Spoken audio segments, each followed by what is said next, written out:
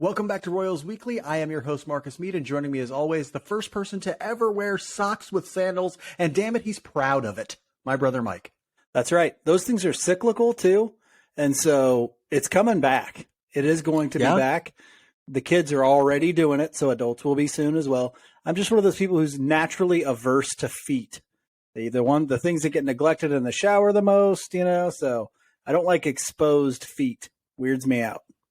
What's the opposite of a foot fetish? That's what you have. It's I'm the opposite. A foot phobia, maybe? A foot phobia. There we go. That's what it is. Yes, you have a foot phobia, and it comes out in odd moments too. Like he'll scream if they're anywhere near him. Honestly, and so if you ever see Mike in public, you want to annoy him, take your shoes and socks off and just start running at him. Okay. Anyway. On this week's episode, we'll discuss an up and down week from the boys in blue, look closely at the performance of the pitching staff so far, and preview this week's games. But first, we have a new sponsor, everybody. Yeah! Yay! Royals Weekly is now brought to you by Knapp Family Wealth. Mike, can you think of anything more important than securing your financial future? Funyuns covered in cheese? No. A good bail bondsman, maybe? Maybe for you, but also no. Securing your financial future is one of the most important steps someone can take for themselves and their family, and Knapp Family Wealth is ready to help you pursue it. This isn't some big, faceless corporation we're talking about here. Knapp Family Wealth is run by J.C. Knapp. He's a huge baseball fan, and he's been helping people plan for their financial futures for 20 years. He can help with retirement planning so you don't have to work until you're dead, education planning so your kids learn to read good, investment management so you can get all that money out from your mattress and get it working for you. Don't spend another day thinking you've got it all figured out, because trust me, you don't. Check out Knapp Family Wealth at knappfamilywealth.com. That's KNAPP familywealth.com. Securities and advisory services offered through LPL Financial, a registered investment advisor, member FINRA/SIPC. Thank you so much to Knapp Family Wealth for sponsoring the show. We really appreciate it. We're going to have them on for an entire year. We'll start our review of last week with roster news, which is not going to take long because there is not very much. It's still early in the year. They're not moving guys up and down a whole bunch or anything like that. The only bit of roster news that we have for this week or last week, I should say, Kyle Isbell did go on the paternity list. Congratulations to him and his wife on a new child. Way to go. Good job, Kyle, and mostly his wife. And so he went on the paternity list. She did all the work, as is tradition. So Kyle, he went on the paternity list for only 2 days. He was gone very briefly. Apparently he's afraid Dayton Moore is going to sneak back into Kauffman and send him back to AAA or put him back on the bench or something. I don't know. So he spent 2 days away. Nick Prado was called up for those 2 games, got a chance to hit in a couple of them, actually played in all the games he was up for. And so we got a little bit of taste of him, but not much else going on roster wise. Nick Prado is now back in AAA hitting for the Omaha Storm Chasers. The record for this week on the field was 3-4 from the Royals. So better than their opening week where they were 0-3. They went 3-4, had a chance to pull out a sweep of the Giants today and just blew it towards the end of the game.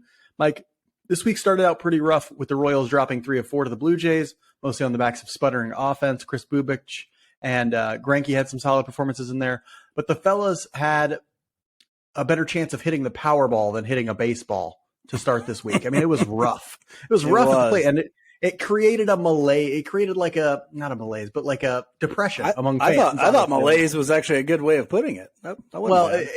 It just created like a real sense of sadness among fans. They needed to get out of Kansas City. Apparently, that was the secret sauce: is get out of town, go find it on the West Coast. They ended up taking the series against the Giants, winning 2 of 3 there. Mike, do you think that this is a turnaround, what we're seeing from the Royals, or what do we think about them grabbing a series win and looking better in the second half of this week? I'm not calling it a turnaround. I'm calling it a settle down. I feel like they calmed down a little bit. They started hitting in important situations. The big indicator of that is the comeback win that they had yesterday. I feel like the team that played against Toronto or the one that opened up the season against the Twins, I don't feel like they could have made that push at the end of the game.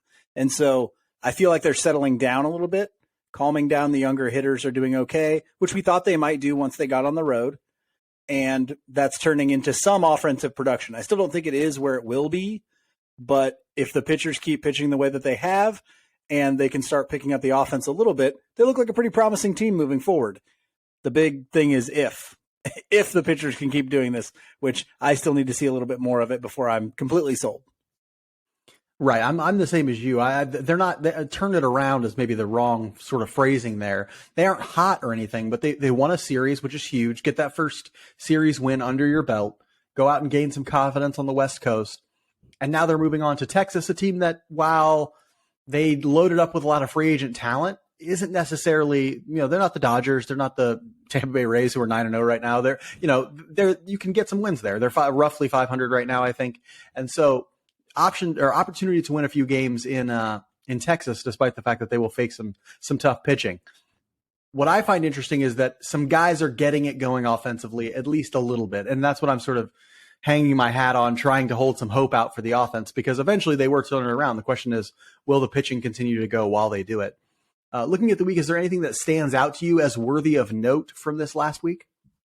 I feel like I owe Chris Bubich an apology now because I have not been the biggest Bubich believer, if you want to say it that way.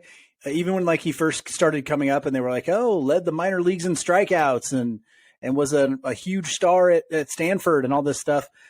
When I saw him throw, I was like, nah, he doesn't really do much for me. Yes, I like the changeup, of course.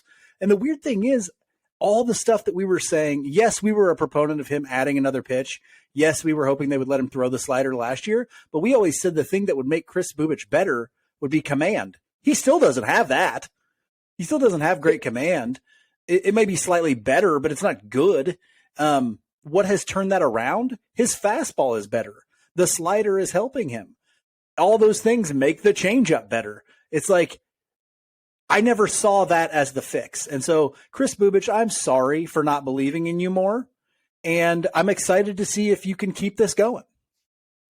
Bubich has been just a revelation up to this point. It's 2 starts, so we need to make sure that we're tempering our excitement a little bit. But you're right, the stuff is completely different than it used to be. The fastball is harder. It has more ride to it, or more run to it. No, sorry, it has more. What do you call it? Carry. Thank you, carry. My brain is not working right now. I did not get much sleep last night. I went to a place in Northtown that was fun, and so I didn't sleep much. But his fastball is better. The slider is helping him. His changeup, I think, is a little bit better too, honestly.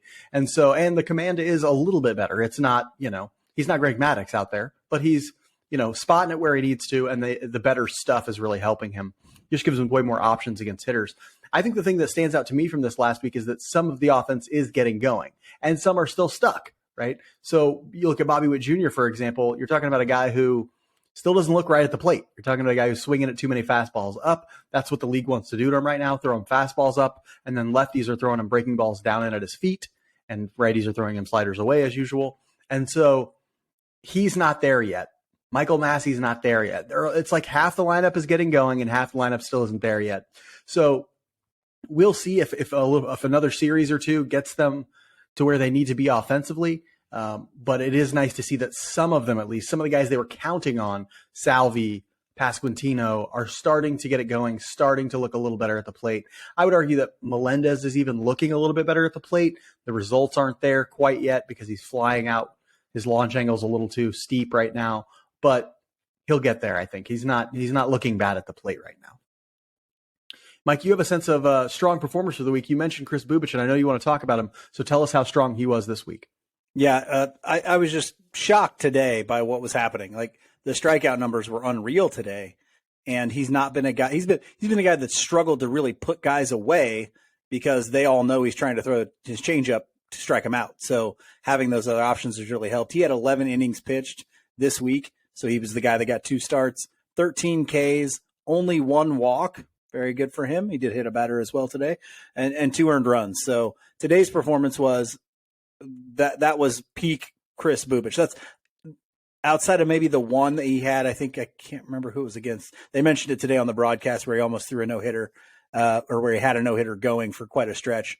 Outside that, I think this is probably the best performance we've seen from Chris Bubich, and it's encouraging, and that makes me happy because if you lock him down, and the weird thing was, you and I said that we felt like Chris Bubich earned this spot in spring training and that he looked better than Daniel Lynch. And a lot of people were like, nope, Lynch gets it. He's the better one. He's better. And we're like, I don't really see that. And now, obviously Lynch goes down with the injury, but is anybody saying, well, Daniel Lynch should come back and take that spot now? I don't think so. No. Do you know how much shit I got from people on the internet about that proclamation, about the proclamation that Chris Bubich was the guy who deserved that starting spot and not Daniel Lynch? I got so much crap from people just coming at me. Oh, Lynch is the best. You don't know what you're talking about. Blah, blah, blah. It's like, people, trust me on this. Okay. I am petty enough to say I told you so. Mike, thank you for doing it for me so that I don't have to. I don't have to look that kind of level of petty there. But, to all those people who were like, no, Daniel Lynch. Listen, I hope Lynch is great this year. I hope he comes back strong off the injury. They're going to need that level of depth. But Bubich looks like an entirely new pitcher at this point, and it's looking really, really good. Honestly, to me, he looks very much like the type of pitcher that Cleveland often produces. And so I'm excited to keep seeing more from Chris Bubich. He was great this week. My strong performer for the week is one Vincent Pasquantino, also known as the Pasquatch. First off, I love all the promotional stuff they're doing around that nickname. I find it very hokey and fun. The Sasquatch walking across the Royals Hall of Fame. That's great. The little commercial they made. Hunter Dozier's not going to win an Oscar anytime soon, but it's a lot of fun, I think. And so that's okay. He's not going to win a batting title anytime soon either. But I'll tell you who might, Vinny Pasquantino, because he went off this week and he looks like he's now in the groove for his, it took him a little bit there. He said in the past that he's a slow starter sometimes, but he went 7 for 21 this week, 3 doubles, which is great. 1 home run, 3 walks and 4 strikeouts. He was really, if they had somebody carrying the lineup, it was him and it was Salvador Perez throughout this last week. And good job by Vinny to sort of hit the ball into the gaps, hit the ball hard. He's now into that approach that looks like it's going to have just as many walks as strikeouts, seeing the ball really, really well. If he can continue that and a few of these other guys can get hot, this lineup can start really, really producing, and he'll be at the very center of it. You know what's weird to me? Vinny Pasquantino, it's not like he doesn't strike out a lot because he doesn't swing a lot. It's him and Nick Prado are very different hitters who will both walk a lot. Prado walks a lot because he doesn't swing a lot. Pasquantino swings plenty. Like he swings at stuff. It's just very difficult to strike him out because when he gets 2 strikes, he fouls off a lot of pitches. And he'll swing early in counts. He has that level of plate coverage where okay, I have 2 strikes. Anything that is even remotely in the zone or in the shadow, I'm just going to foul off or put in play. And that's what creates so few strikeouts for him. He has a good enough hit tool that he can reach that entire strike zone, that entire shadow of the strike zone, and either foul it off or put it in play. And when he puts the ball in play, he has the muscle to make it go hard. And so he's 2 strikes. 2 strikes to him just doesn't mean that much. And so he'll work a lot of walks back from 2 strikes because, he's 1-2, fouls off a couple balls, gets a ball here, gets a ball there, and boom, he's 3-2 all of a sudden. And it's, base hit ball 4 for him. And so, yeah, he's just that plate coverage is a big part of why he can swing as much as he does. And he's just got a really good hit tool. He's got a much better hit tool than Nick Prado does. And so, that's what's contributing so much to that offensive success. Not everybody was Vinny Pasquantino hot this week. Some people just could not get things going. Mike, tell us about somebody who did not get things going. He's a little bit of I don't want him to turn into like a punching bag. I have nothing against him personally. He's better than 99.999% of baseball players on earth, but he did not have a great week this week. Yeah, and I hate to beat a dead horse because we like to mix it up when a guy's kind of in a funk, but I went to look at some of the other people who struggled offensively, and there were plenty of them, but all of those people were giving things on defense. I wanted to go to Kyle Isbell because he struggled a little bit offensively this week, but he had a great week defensively. And so what do you do there? I guess I could have gone with Franmil Reyes, but he didn't get a lot of at-bats this week. I went with Hunter Dozier again. 3 for 18, no extra base hits, 6 strikeouts to 1 walk. And my other note there is no defensive value, So, yeah, that's, Hunter Dozier continues to struggle at the plate. And it makes you wonder how long they're going to let him keep getting consistent playing time. He did sit a couple times this week, so maybe that continues as we go because Edward Olivares isn't playing much. You can somehow figure out how to get Olivares in there and Dozier out because at least you're getting competent at-bats from Edward Olivares. Yeah, and here's the thing: like they played Dozier against Sean Manaea, and he got at least one of those hits against him. If you're gonna start Hunter Dozier, it has to be against a lefty, right? You cannot be starting him consistently, or really at all, in my mind, against right-handed pitchers because he cannot handle right-handed breaking balls. They're too difficult for him. He is swing and miss all day on a right-handed breaking ball, and so if you want to up his value as much as possible, you want to get as much out of him as you can, then he needs to be somebody who, when he plays against left-handed pitching and left-handed pitching only. Let's hope that that's the case moving forward. A left-handed hitter who struggled this week and is another guy we've talked about him on this podcast. The Royals faithful are really in love with him as a prospect. I've encouraged people to pump the brakes a little bit and have been chastised for it, but he did not have a great week this week, and that's Michael Massey. He went 3 for 17 with no extra base hits, no walks, and 6 strikeouts. Massey, we've talked about it previously. It's all about approach for Michael Massey. He has a good hit tool. He has enough power to be successful. His issue is just he swings at too many pitches he should not swing at. He swings if Nick Prado doesn't swing enough, Mike Massey swings enough for both of them, right? Like he needs to swing way less and really prioritize his best hitting zones because he does have decent plate coverage, but he'll swing at stuff well outside the strike zone. He swung at a pitch today, 0-0, that was a good 6 inches below the strike zone. And I'm like, what are you doing, man? Like, it's that sort of thing that will keep him from reaching his potential because he does have good potential. His defense has looked a lot better so far this year, which I like to see, and he's contributed in that way. But offensively, if he's going to make it happen, what's the difference between you and Nicky Lopez if you don't take advantage of the much better set of hitting tools that you have, Michael Massey? And so you have more power than Nicky Lopez. You have a really good hit tool. You should be doing a lot better at the plate if you had a better approach. With that in mind, Mike, what are you thinking about as a theme for this last week? My theme is sneak peek because I think in that Giants series, you got a sneak peek of what this team can be.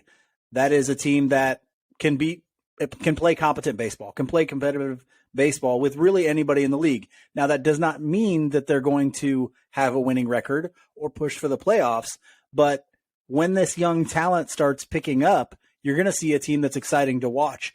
And if the pitching improvement is real, you're going to see a team that does possibly flirt with 500, assuming some of those young hitters can do the things we think they can do.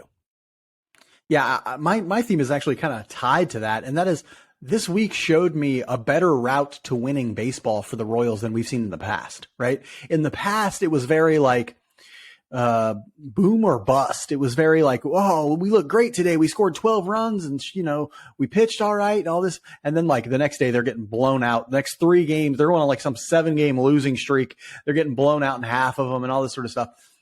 The Royals are playing a brand of baseball right now that is just a better route to winning.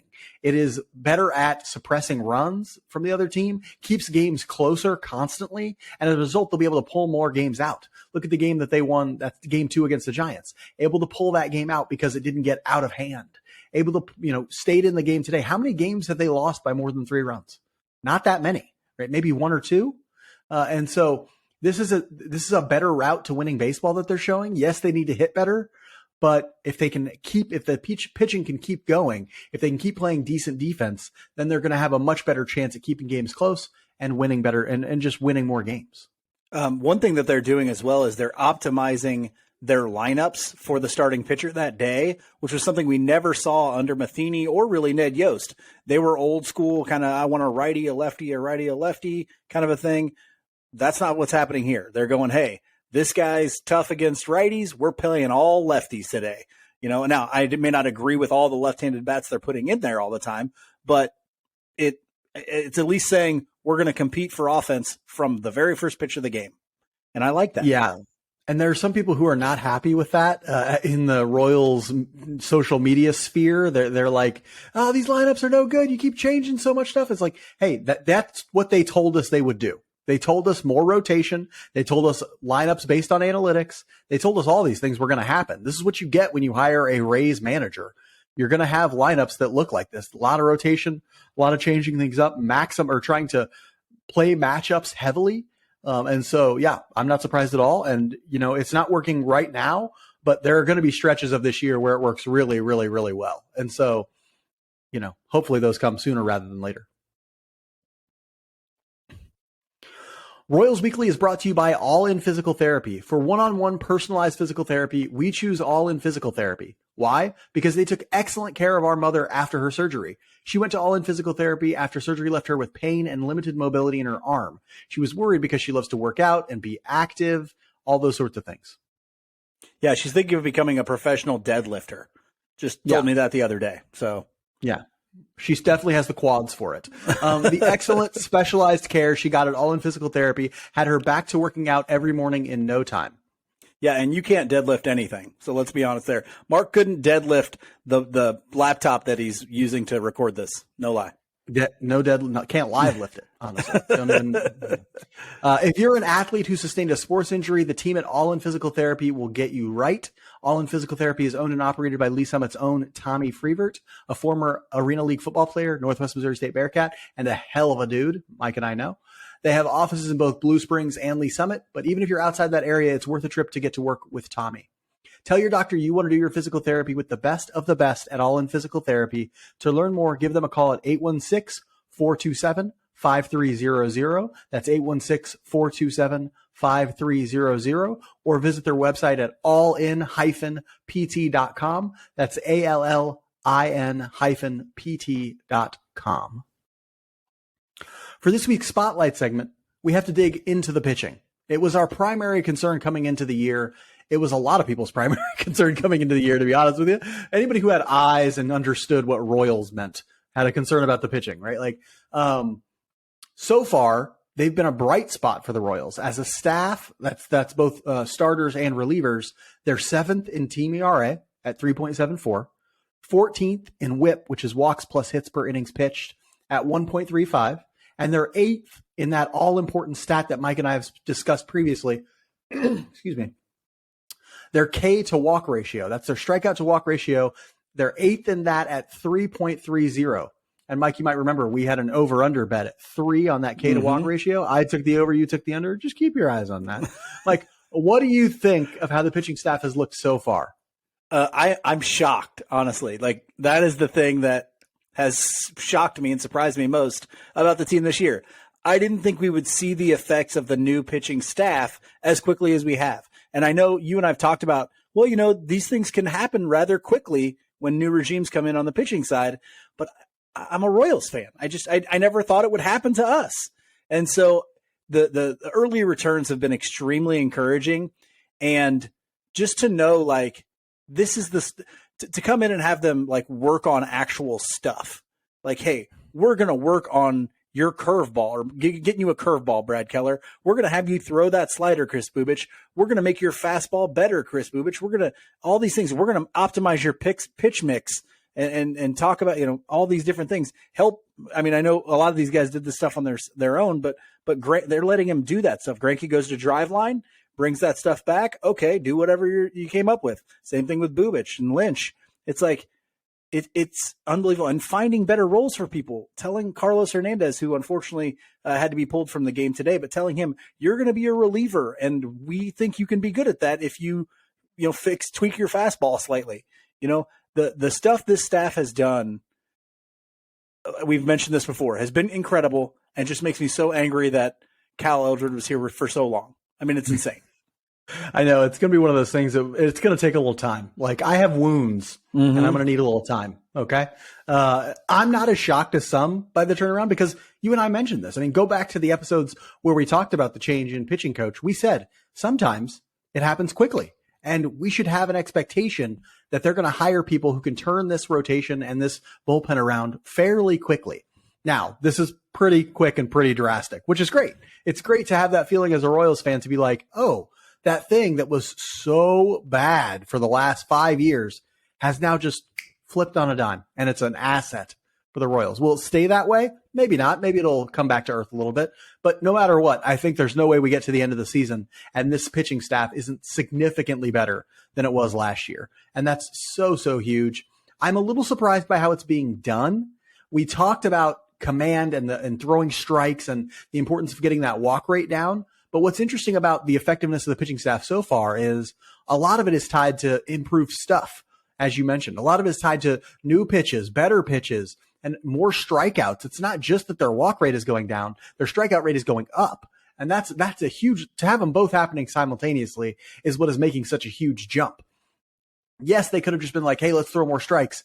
But if your stuff isn't better than theirs was, and they didn't have good stuff last year, if it might just get hit a lot. And so, you throw the ball in the strike zone a lot, but it's not great stuff. You're going to get hit around. So it's so amazing what Brian Sweeney and Zach Bove, and we should give that whole staff credit. Paul Gibson, Mitch Stetter, all of those guys have just done an amazing job helping to get this staff ready to start the 2023 season. And they've really carried them. I know they only have three wins? 3 wins?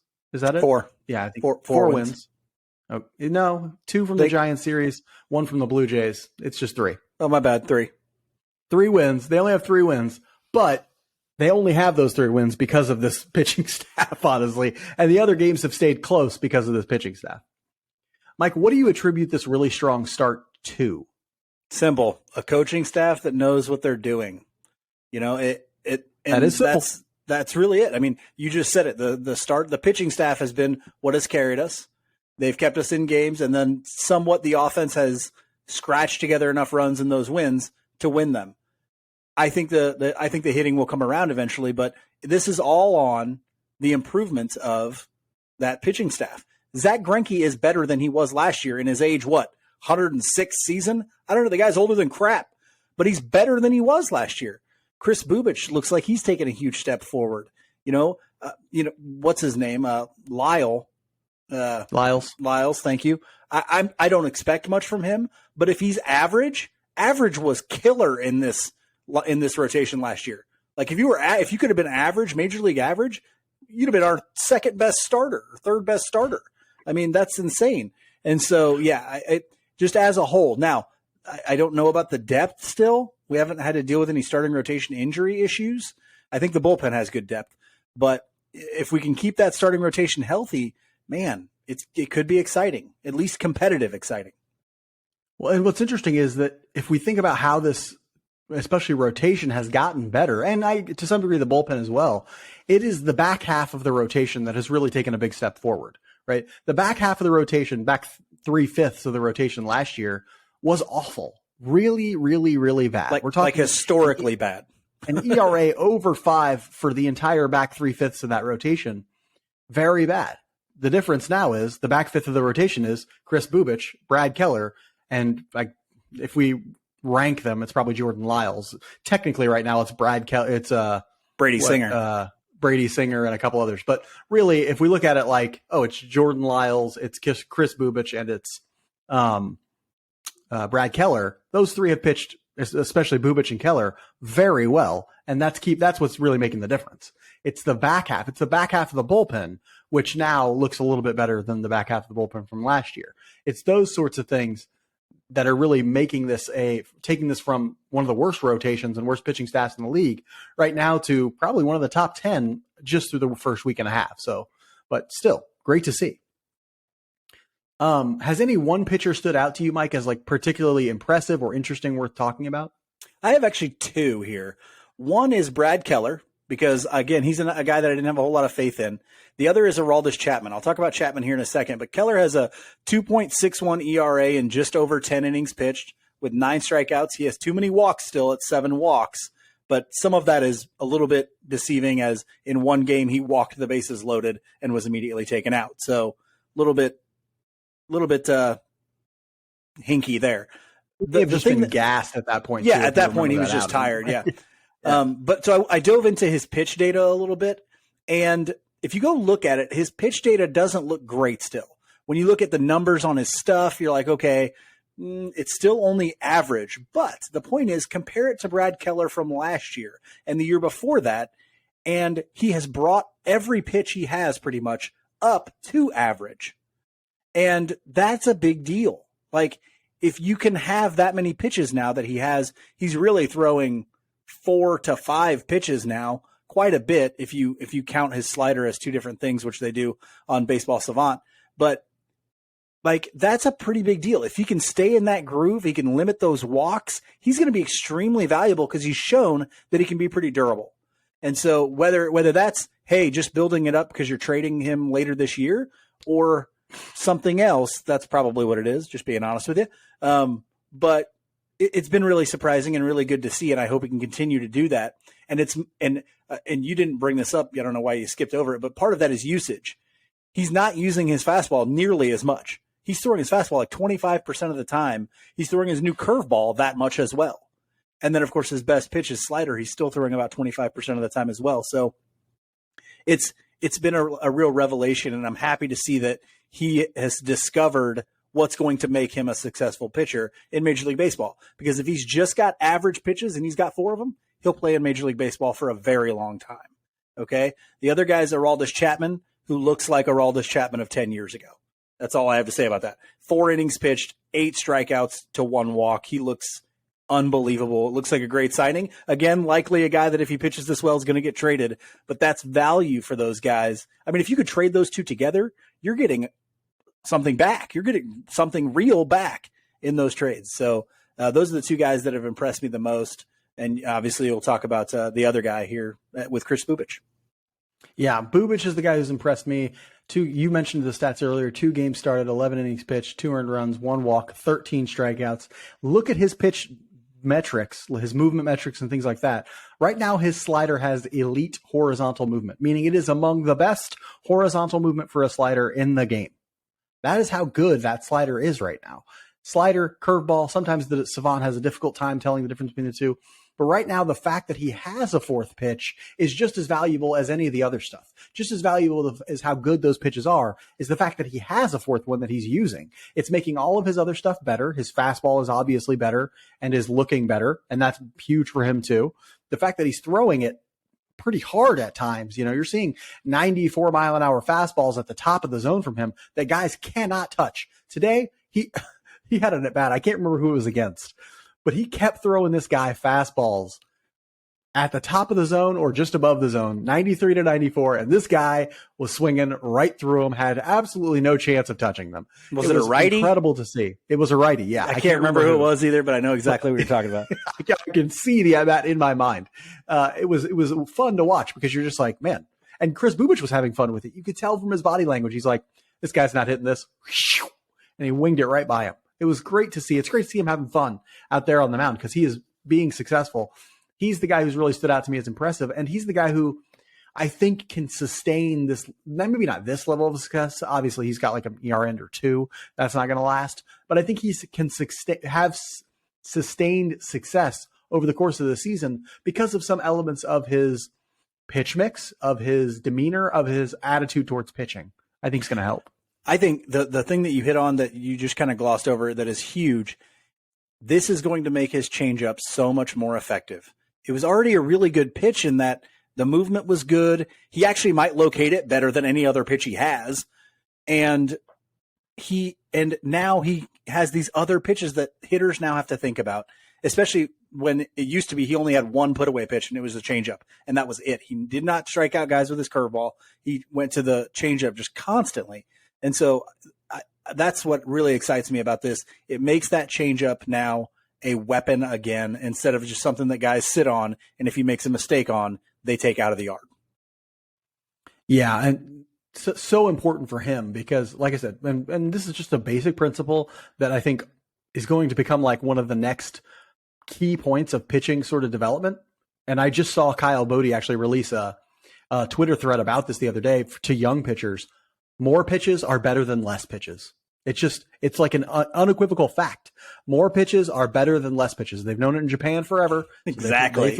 They throw a bunch of pitches over there. Basically, America is just like 10 years behind Japan when it comes to like understanding what pitching is.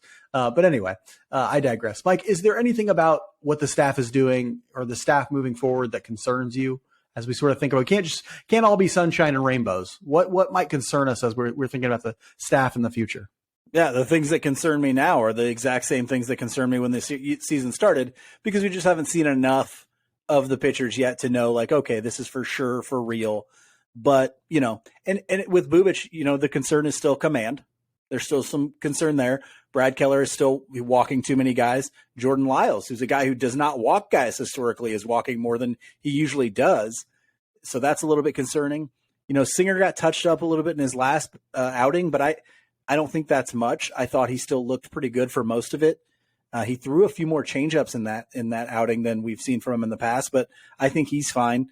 The only thing I said that still really concerns me is our depth of starting pitching is bad. It's bad. And so I don't really know where we go if any of these guys get hurt, which will happen. Inevitably, one of these guys is going to go down. So where do we go there is still a big question mark for me, or the answer isn't a good one. So, yeah, we'll see. Yeah, that was my big concern is depth. Like right now in AAA, they're not running out a great rotation. Heasley had a decent start the other day. Drew Parrish has looked pretty good so far in AAA. And so, it'll be interesting to see if somebody does go down, it's going to be an issue.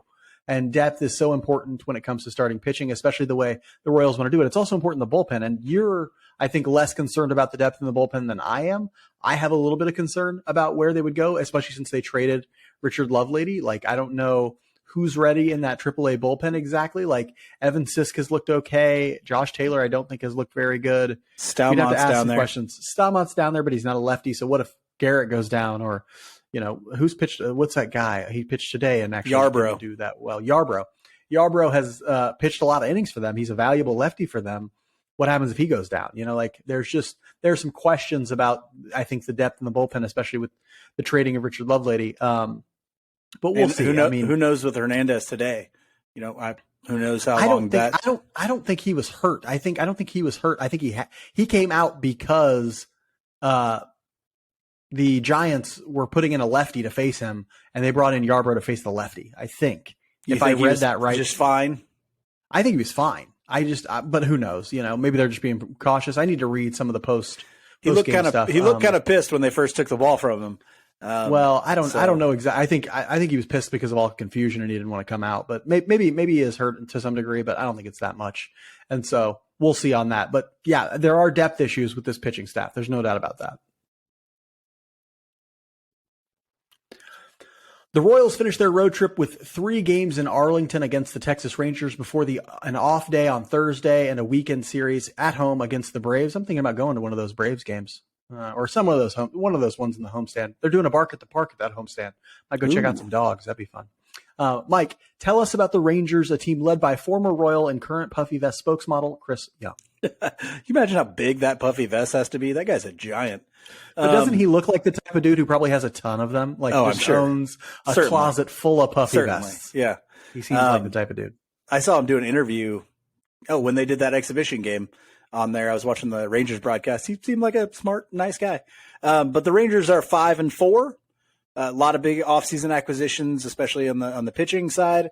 In the first game, we'll get Greinke versus Andrew Haney, a 31-year-old left-handed pitcher out of Oklahoma State with and this is not a misprint, right, Mark? Not a misprint. Okay. He's got a 23.63 ERA this year because Mark refuses to put last year's stats on there. A 23.63 ERA and a 3.38 WHIP. Woof, he's been hit a lot this year. Yeah, I think he went like 2 innings and gave up 7 earned runs in his first start. So he's got a fastball in the lower 90s, a slider and a changeup. He incorporated that slider in 2021, and that kind of led to a breakout last year. But he's been about a league average starter, even though I think he was a first-round pick, a pretty high pick, if I'm not mistaken. And then after that, we've got Jordan Lyles against Jacob deGrom, ladies and gentlemen. 34-year-old right-handed pitcher out of Stetson University. DeGrom's numbers this year, 5.59 ERA. That's pretty high, but just a 1.03 WHIP. And generally consensus that he has, maybe outside of Shohei Ohtani, the best stuff in Major League Baseball. Would you disagree with that? I don't know. It's so hard to sort of quantify that stuff, but it's up there. There's no doubt about that. He throws a fastball in the upper 90s, can touch 100, a slider, a changeup, and a curveball that he does not throw very often. Fastball dominant. He throws it about 50% of the time because it's extremely difficult to hit. That's going to be a tough one for the Royals.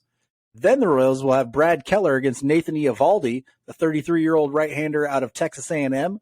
He's got a 4.22 ERA and a 1.31 WHIP this year. We just saw him in that exhibition game right before the season started. He's got a fastball in the mid 90s, can get a little bit higher as well if he's really feeling it. A cutter that he throws a lot more now, a split finger fastball, which the Royals struggled against the other day, a curveball, and a slider. Okay. So far, he's relying heavily on the cutter a little bit more than he has in the past. When he first came into Major League Baseball, he was a real hard throwing gas kind of guy. He's a little bit older now, so he's crafting it up a little bit. But two really tough starters there at the end of that series. Yeah, the Rangers went out. They had trouble last year, and they just went out. They're taking the approach that it's like it's better to buy a championship team than build one. And so they're like, they signed Eovaldi this offseason. They signed DeGrom this offseason. They're into signing big name guys in free agency, and that's what they've done to construct this team a lot. Hopefully DeGrom or Eovaldi is having an off day, or hopefully both of them are having an off day when they face the Royals come this next series. After the Texas Rangers and getting to face those two excellent starters, things won't get any easier. The Royals will come home to play the Atlanta Braves, who are 6-3 and leading the NL East at the time, or right now, early in the season. They are 5th in team ERA right now on the back of some talented young starters, guys like Spencer Strider, Bryce Elder, Max Fried, though he's hurt right now. A lot of good young pitching talent on this Braves team. Young pitching talent. This Braves team is really well set up for the future. They're hitting wise, they're 9th in team OPS with a 778 on the back of guys like Ronald Acuna Jr., Austin Riley, and Matt Olson. They're all having good years so far at the plate. This is one of your model franchises in Major League Baseball. They have locked up a lot of young talent. They are going to be good for quite a while. Let's hope the Royals can grab a few wins here at home while they're in town, because to grab a series against the Braves would be something pretty special for the Royals. We'll end this week's episode like we end every episode with our Just About Outside segment, where we talk about something that's interesting to us outside the world of baseball. Mike and I's entries for this week are very similar. Mike didn't realize it because I put the Frank experience, which doesn't sound dog related, but is dog related. Mike, tell us what's interesting to you outside the world of baseball this week. I actually knew what you were talking about because you explained the Frank story to me you remember today. Yeah, and so, but I was like, struggling to come up with something for Just About Side. I had a couple of things, and I thought, you know what, this is the thing I'm thinking about right now, so I'm just going to talk about it, and it'll segue nicely to your thing. Dogs off leashes. Okay, I love dogs. I do. I have a dog. I walk my dog very regularly because my neighborhood is extremely walkable. There's sidewalks everywhere. There's a park not that far from me. So the other day, middle of this past week-ish, sometime, I was walking my dog, and I go down to the park, and about 200 yards away from me, there's this lady, and she's got two dogs, neither one of them on leashes. This is a public park. Anybody can be there. Okay. There is a law in the town that I live in that says you have to have your dogs on a leash. She does not have her dogs on a leash. One of them is a German Shepherd, full grown. One of them is a full grown yellow lab. So these are big dogs. They come sprinting towards me and my dog. Now, I'm a dog lover. This doesn't bother me that much. I keep it cool. But if I wasn't that, would I freak out? What if I was a 90-pound old lady, right? Keep your dog on a leash. There's an off-leash dog park not 5 minutes from my house and that these people could go to. So then, next day, walking through my neighborhood, huge dog just comes running up to us because the owner thinks I'm going to take my dog outside, and it's smart enough to just hang around me no matter what exterior stimuli there is out there. Wrong. You're wrong. You're dumb. You're wrong. Put your dog on a leash. It's wrong. Because you don't know what my dog's going to do on a leash when they see your dog not on a leash. And then you're going to get pissed that my dog attacks your dog or whatever when it's your fault for not putting your dog on a leash. If you want them off a leash, there are lots of places you can take them to do that. Okay? Don't do it in town. All right? It's that simple. Yes.